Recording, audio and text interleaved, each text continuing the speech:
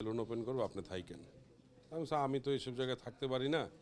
বলেন না, আপনাকে অনেক খুঁজছি, আপনার ফোন নাম্বারও পাওয়া যায় না, আপনাকে কোথায় আড্ডা দেন সেটাও জানি না। আমি এই বনানীতেই থাকি, বনানীতেই খুঁজে পাওয়া যায়, কিন্তু তোমার সেলুন ওপেনিংয়ে যাবো কিনা আমি জানি না। বলেন আপনাকে আসতেই হবে। এরপর প্রতিদিনই সে আমার সাথে যোগাযোগ করতেছে, কি অবস্থা, কোথায় আছেন, আপনার সাথে দেখা করি। এ করতে করতে ডেট ফালাইলো। তো আমরা আন্তরিকভাবে দুঃখিত যে আমাদের প্রথম ওপেনিংয়ের ডেট ছিল হলে 25 তারিখ। তো 25 তারিখ, এরপর ওটাকে চেঞ্জ করা হলো 30 তারিখ, এরপরে 8 তারিখ, আজকে চলে আসলো সেই শুভক্ষণটা। তো আমরা আজকে আসলাম, ওপেনিং হইলো। এখানে অনেক গুণী গুণী মানুষজন ছিল, তার মধ্যে আমি একজন ছোট মানুষ ছিলাম, গায়ে গতরে বড়, কাজকর্মে অনেক ছোট আমি। কেক কাটতে বললো, কেক কাটলাম, ভালোই লাগলো। সেলুনটা অনেক বড়ই আছে, বেশ কয়েকটা চেম্বার আছে, আবার গেমিং জোন আছে। অনেকে দেখতেছি গেম খেলতেছে, আমাকেও বলছিল হ্যাঁ কাবিলা গেম খেলতেছে, ওয়ান অ্যান্ড অনলি কাবিলা, আমার খুব পছন্দের আর্টিস্ট। ও গেম খেলতেছে, কিন্তু আমি গেম খেলতে পারি না, আমার ভালোও লাগে না। যার কারণে আমি এখানে চলে আসছি আপনাদের কাছে, আপনাদের সাথে কিছু কথা বলার জন্য। এই তো। কি খেলতে ভালো লাগে? আমার ফুটবল খেলতে খুব ভালো লাগে। ফুটবল একটু হই হুল্লোড় করা যায়, আবার রাগ উঠলে মারও দেওয়া যায় অপোনেন্ট টিমের প্লেয়ারদেরকে।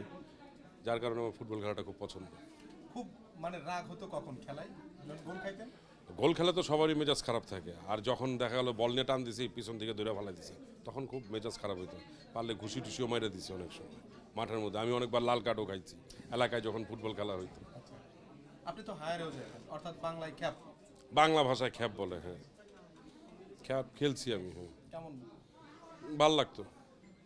ভাই, বাণিজ্য মেলা চলছে, আপনি তো একসময় প্রায় প্রতিদিনই বাণিজ্য মেলা আপনার যাওয়া হতো, সেই দিনটা মিস করেন কিনা এখন? হ্যাঁ, এখন একটু মিস করি, কারণ বাণিজ্য মেলা এখন অনেক দূরে, এত দূরে যাওয়াটা আমার জন্য খুব টাফ হয়ে যায়। কাছে ছিল যখন, বাসার কাছে, তখন খুব যাইতাম। এখন তো বউ বাচ্চা আছে, ফ্যামিলি নিয়ে যাওয়ার ইচ্ছা আছে কিনা? ইচ্ছা তো থাকেই, একটু তো থাকবেই। আর যদিও আমার বউ বলছে আমরা শেষের দিকে যাবো, আমি বললাম, ঠিক আছে ইনশাল্লাহ যাবো, একদিন হলে একটু ঘুরে আসতে হবে, বউকে অ্যাটলিস্ট খুশি করার জন্য। চাষি ভাই, এর আগে ব্যাচেলার পয়েন্টের আগে অনেক কাজ করেছেন, জনপ্রিয়তা পেয়েছেন ব্যাচেলার পয়েন্টে। তারপরে যে জনপ্রিয়তার পর থাকে জনপ্রিয়তার বিড়ম্বনাটা কেমন মিস করছেন না এনজয় করছেন? বিড়ম্বনা থাকবেই, কিন্তু বিড়ম্বনাকে বিড়ম্বনা মনে করলে হবে না, কারণ এনজয় করতে হবে। কারণ আমি মনে করি এই খ্যাতিটা আল্লাহর একটা রহমত আমার কাছে। তো এই রহমতটাকে আমাকে ধরে রাখতে হবে। আমি যতদিন ধরে রাখতে পারবো ততদিন আমার কাছে এরকম আসবে। আমি ধরে রাখতে পারবো না, হয়তো এখন আমার কাঁধে ধরে ছবি তুলছে, তখন আমার বাপ মা তুলে গালি দিবে, এই আর কিছুই না। আবার আরেকটু জানি যে আপনার যেই বেশ কিছু আইকনিক ডায়লগ আছে, সেই ডায়লগগুলো অমির ভাই কি আপনাকে ওই স্টেজে বলে দিত না, স্ক্রিপ্টের না নিজ থেকেই হচ্ছে ইম্প্রোভাইজিং করতে? আমার প্রতিটা ডায়লগ, আমার ডিরেক্টর, আমার কমান্ডার কাজল আরিফিন অমি, প্রতিটা ডায়লগ সে বলে দেয় আমাকে। আমাকে খালি বলে তুমি বলো, আমি বলে দেই, না হলে বলে আবার বলো, এইভাবে বলো, আমি ওইভাবে বলে দিই। চাষি ভাই, আপনার 50,000 টাকা হারিয়ে গিয়েছে, যদি বাস্তবে হারাইতো তাহলে আপনি কি করতেন? বাস্তবে হারালে তো মনে হয় মাথা চক্কর দিয়ে পড়ে যেতাম। কি? চক্কর খাইতো না, 50,000 টাকা চারটিখানি কথা, অনেক টাকা, এই যুগে অনেক টাকা। আচ্ছা, যদি 50,000 টাকা আপনি গিফট পেতেন এই মুহূর্তে, আপনি প্রথম কোন কাজটা করতেন? 50,000 টাকা গিফট পেলে শপিং করতাম, কি থাকতো শপিংয়ে? কাপড় চোপড়। কার জন্য কিনতেন? আমার নিজের জন্য, আবার কার জন্য কিনবো? ভাবির জন্য? না না, সে তো গিফট পায়নি, গিফট তো পাইছি আমি। হ্যাঁ, তাকে আমার ইনকামের টাকা দিয়ে গিফট দিব। সবসময় বিভিন্ন ক্যারেক্টারে দেখা যায়, কিন্তু ব্যাচেলার পয়েন্টে বেশিরভাগ সময় দেখি আমি আপনি হাবাগোবা একজন মানুষ, সহজ সরল, কিছু বোঝেন না। বাস্তব জীবন আসলে কতটা হাবাগোবা হয়ে থাকতে চান বা থাকতে পারেন? বাস্তব জীবনে কিন্তু আমি খুব রাগী, এটুক জানি। আমি হাবাগোবা না, বাস্তব জীবনে আমি খুব রাগী। এর জন্য আমি সবাইকেই বলি, আমার দর্শক যারা আছে, আমার ভক্ত যারা আছে, সবাইকে বলি যে আমার জন্য একটু দোয়া করেন, আমার যেন মাথা একটু ঠান্ডা থাকে, আমার যেন রাগটা কমে যায়। কারণ রাগ আসলে আল্লাহ তাআলাও পছন্দ করে না, কিন্তু কেন জানি আমার সাথে সবসময় শয়তান ঘুরে। আমার সব একটাই চাওয়া দর্শকদের কাছে, যে সবাই আমার জন্য দোয়া করবেন, আমার জন্য রাগটা কমে যায়, মাথা যেন সবসময় ঠান্ডা থাকে। ভাইয়া, রাগের ছোট প্রসঙ্গে ভাই হিসাবে কাবিলা কেমন? খুব ভালো কাবিলা। আপনারা স্ক্রিনে যা দেখেন, যেরকম কাবিলা বাস্তবে একদমই ঠান্ডা স্বভাবের মানুষ। যেটা কিছুক্ষণ আগেও আমি গাড়িতে আসার সময় ড্রাইভারকে বলছি, আপনি একটু জোরে যান না কেন? ও বলে আসতে থাক না, উনি যাক, যেভাবে পারে যাক। তখনই বোঝা গেছে যে আসলে এই কাবিলা অনেক ঠান্ডা। কাবিলা বাস্তবে অনেক অনেক অনেক বেশি ঠান্ডা, চুপচাপ। ভাইয়া রাগের প্রসঙ্গ যেহেতু আসলো, সব থেকে দীর্ঘস্থায়ী রাগ কোনটা ছিল এবং কিসের জন্য ছিল? এটা ছিল আমার একটা বন্ধুর সাথে ঝগড়া হয়েছিল, মোটামুটি আমি 3-4 বছর ওর সাথে কথা বলিনি। এটা খুব রাগ ছিল আমার। ভাইয়া শীত কোন কাজটা খুব কঠিন লাগে শীতের সময়?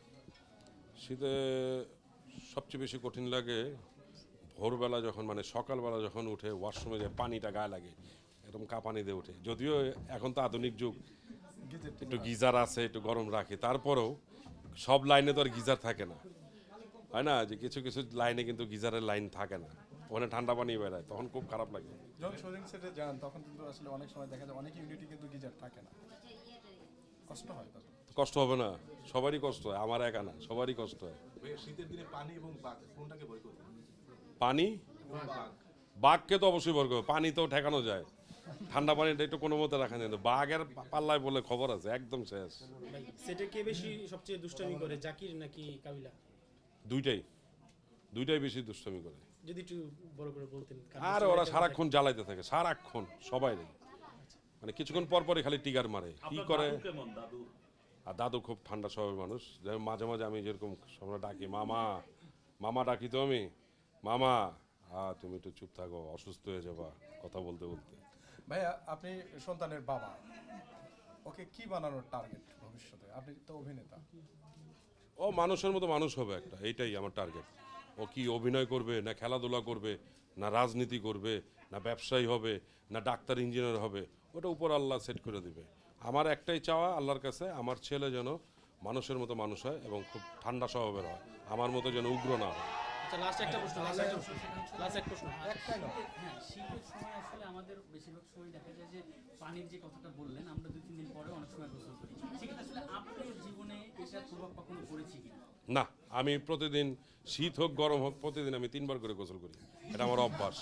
বলেন কি? হ্যাঁ, কেন ভাই 3 বার কেন? আমার ভাল লাগে, কারণ আমার গোসল করার একটা মজাই আলাদা। যদিও আমি 5 থেকে 7 মিনিট ম্যাক্সিমাম গোসল করার টাইম আমার, আমি খুব দ্রুত 3 বারই গোসল করি, আমার খুব ভালো লাগে। ভাই অডিয়েন্সের উদ্দেশ্যে আপনার অডিয়েন্সের উদ্দেশ্যে একটা শুভকামনা দিয়ে শেষ করে দিন। দর্শকদের উদ্দেশ্যে।